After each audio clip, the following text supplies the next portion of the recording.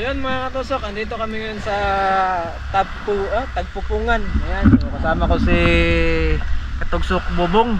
Ayan, at saka si Pare. Ayan, shout out. Si Tugsok Bubong at saka si Bibong. Ayan.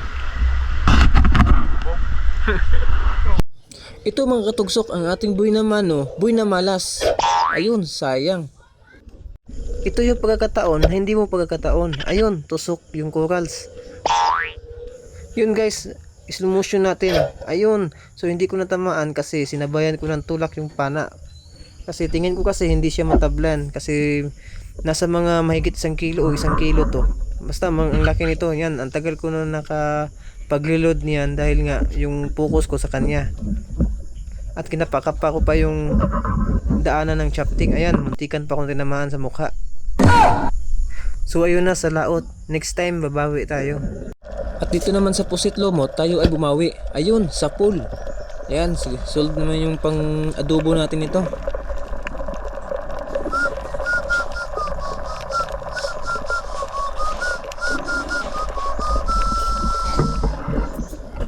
At ito na naman, banak-banak. Ayun, hindi pa rin tinamaan. Ayan, ang tagal ko nakapag-reload yan. Kasi sinundan natin para hindi mawala sa ating paningin. Ayan. So iba talaga yung yung gamit natin pag ganito talaga. Hindi tayo agad makaka-reload. So ayun, may tama na pala siya. Yun, dalawang pagkakataon pagkatira. Ayun, wala pa rin. Diyan, busy naman ako sa pag-reload dyan. So buti mababaw lang yung tubig. Medyo malabo nga lang dahil putikan dito banda. At ito, last na pagkakataon natin, sana ay matamaan na natin to. Kailangan sure talaga. Medyo mailap lang siya. Yan, ayaw niya huminto.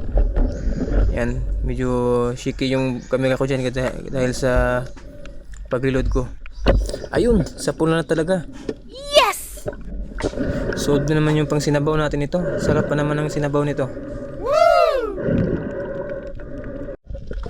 Ito, balatan na hanginan mga katusok. So sarap to sa kinilaw. Ayan. So ang mahal pa naman ito sa ibang lugar. Yan, ang lapad ito. At ang haba, siguro nasa mga 15 inches. Ito mga katusok, di mo akalain na may laman ito.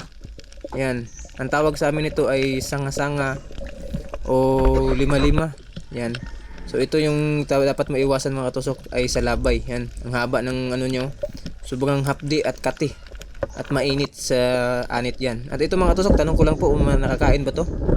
Ayan o. Sobrang laki niyan. At ang dami dito.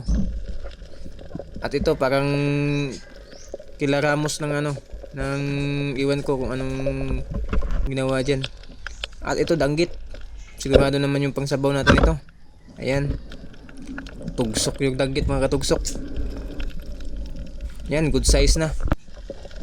At ito parang isang prinsipe, butiti. Ayan, ang laki.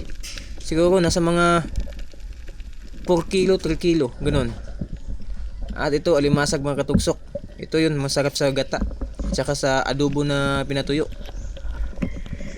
Ayan. Ito ang lionfish. At ito mga katugsok, dapat yung iwasan to kasi malakas to sa kamandag. Kaya sa mga beach, parang tinatanggal 5 ito. times yung kamandag ito sa danggit. At sa gusto po bumili, PM lang po sa ating Facebook page, Bungo is for Gun at Bungo is G. Yan po.